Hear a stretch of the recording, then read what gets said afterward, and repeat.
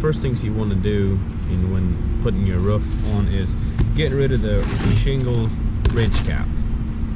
These pieces right here along the top, you want to take them off, because in order to take away the hump that would be there, because they're higher, they sit higher than your shingles. So you get rid of those, and then the next thing we're going to do, after we take all the ridge cap off, we're going to cut 1.5 inches on each side here in order to create a 3-inch air gap, basically, to allow the roof to breathe.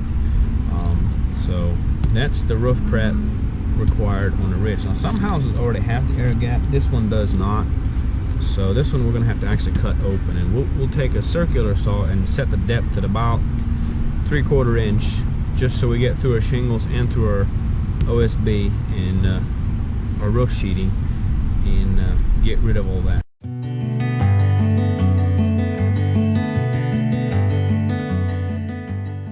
Now that we got our ridge cap taken off, as you can see, the next step will be to cut open the ridge. This does not have an air gap in it, so we need to actually cut the sheeting board back 1.5 inches on each side.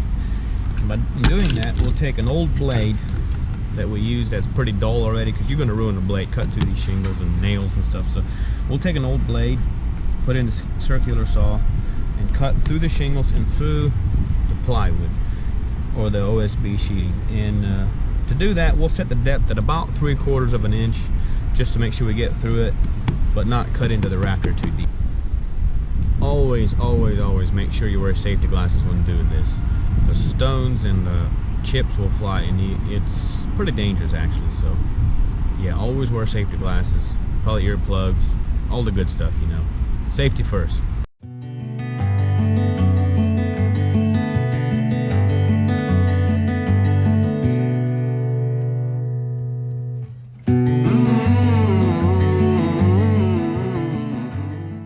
Here's what we want it to look like after we're done.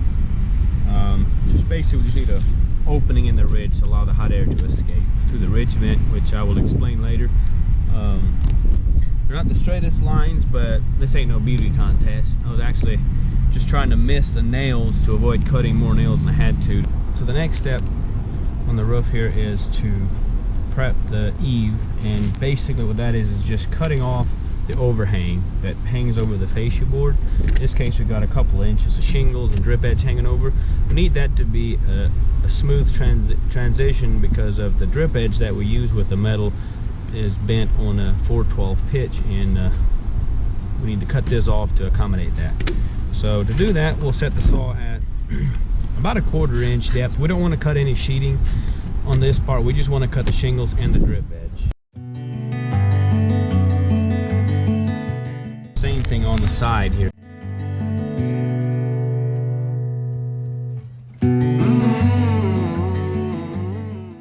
Alright, now that we got the drip edge all cut off and everything's flush here, the next step will be to install the drip edge that comes for the metal.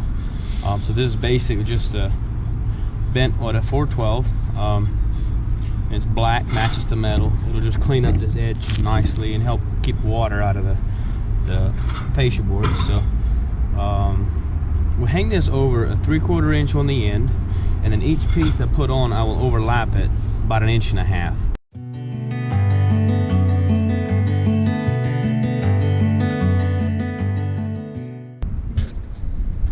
Whenever your drip edge comes in on an inside 90-degree turn like this, always slide one up underneath the other. And in here I got this, I bent the first piece around about 1.5 inches.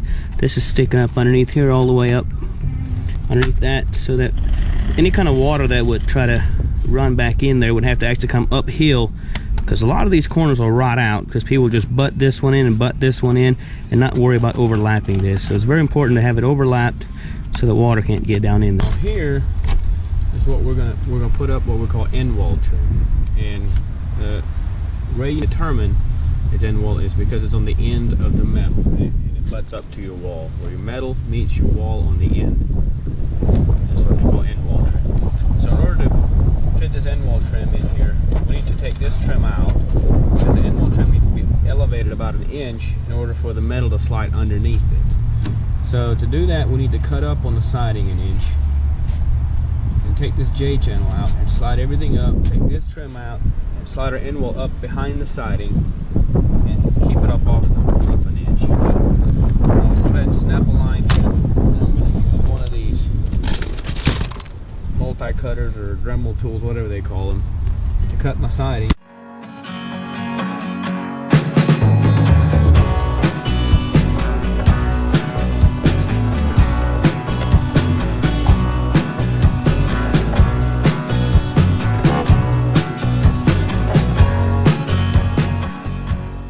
Anytime your fly rafter comes down and sets on your roof, I always want to cut this up about an inch to allow for the metal to slide up underneath.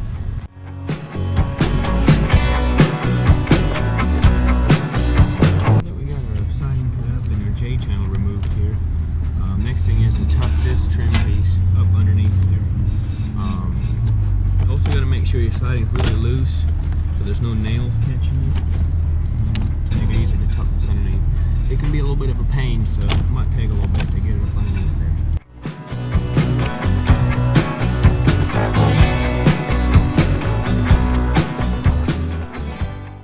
So down here at the bottom, we want to make sure we're hanging over the fascia board 1.5 inches. That way it'll line up with our metal once we slide our metal up underneath that. And then we just want to make sure that we pull this up tight against our siding, so it's nice, sits nice and tight like that.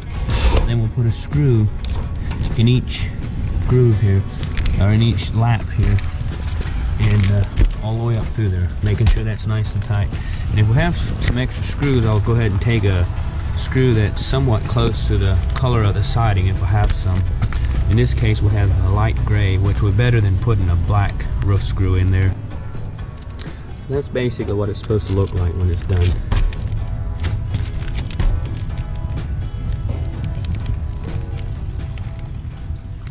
So, as you can see right here, instead of flashing this up properly, putting in a little roof here, looks like they just decided to just throw a whole tube of caulk in here. And this is a big no-no when doing roofs. If I can get that out of there. Is never use caulking as a way to fill in a hole, or never use it in place of flashing. Caulking is only meant to supplement flashing, not replace flashing. So you can see right here, there's probably a whole tube of caulking in there. And it did leak still. I noticed underneath they also had caulking on the back side. It did still leak. Not too bad, but anyways. So we're going to go ahead and get this all cleared out. We want a nice sharp edge because we're going to end up putting flashing in here to run the water either that way or this way, and have a piece of flash come up on this fascia board to prevent water from running in there. So yeah, when cutting open the ridge, cutting off the drip edge on all the edges, get left with a lot of dust, sawdust, pieces of wood, nails, and it's very important to sweep all that off, because any nail left behind will create a dent in your metal, and it'll really show up after you're done. So it's very important to sweep your roof off after you get done doing all the cutting and the prepping.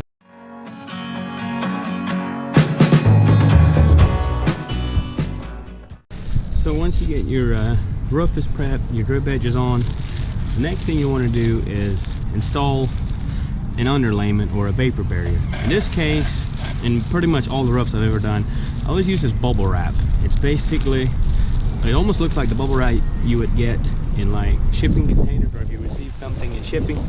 But this has a white side, which is the underside, and a reflective side, which is what will be face up once you have it on the roof. This is a really cool two-fold purpose to doing this. One is the vapor barrier, and the second one is it actually has an R value of 10, which is pretty significant considering with the reflective side, it'll reflect a lot of your heat from the sun, so it'll keep your attic quite a bit cooler. And so I highly recommend this stuff. Never ever just put shingles right on, or put metal right on the shingles.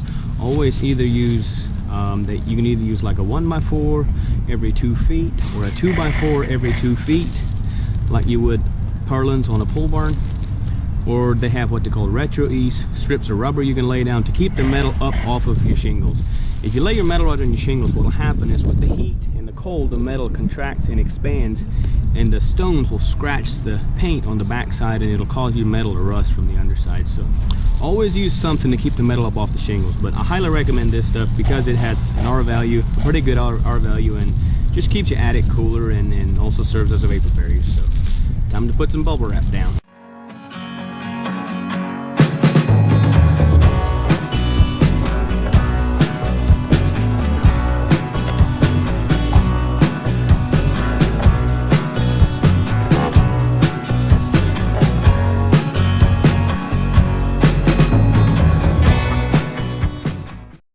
This valley trim is pretty simple down here. I marked up from this little crease here, I marked up 1.5 inches on each side, because that's where our metal, we'll keep our metal up 1.5 inches all the way up to there. And then I want to run this bottom down to where 1.5 inches of metal hanging over this way will meet the 1.5 inches right where the metal meets this. So we're going to slide our valley trim down to where 1.5 inches meets that line, and we'll put this one on it. We'll just tack one nail in it. And keep your nails far away from the mouth. We don't want any nails even close to the valley, so we'll tack it all the way out here.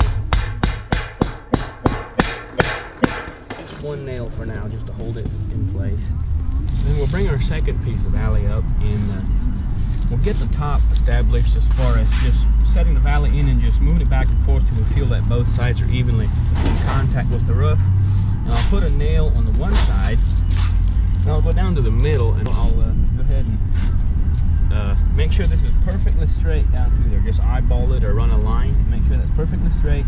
Tack this side as well, and I'll put my foot in the middle and make sure it's seated very firmly, and I'll tack the other side. Alright, so after a lot of cutting, this is what I come up with basically. I left that log underneath there, so this piece overlaps, and I was able to bend that so everything tucks up nice and lines up with all the creases and stuff. So what I'm going to do is put a bead of caulk underneath it where it overlaps as a secondary. The water should never get to this bead of caulk, but I still want to have it in there in case any little bit comes in there. So we'll set this down on top of it, squish out the caulk. We're going to make sure that's sitting down on there good. Put a nail up here again, away from the valve.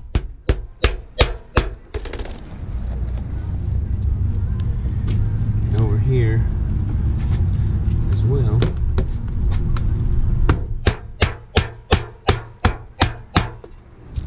I think we got our piece put in place. We're going to put another bead of caulk here.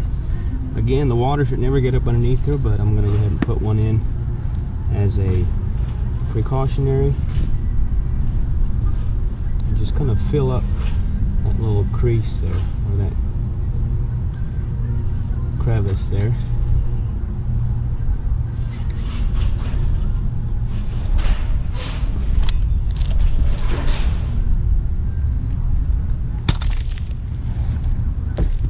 Take our water here and tap it down. Basic, just press it into the crevice. Make sure it contacts well with the metal.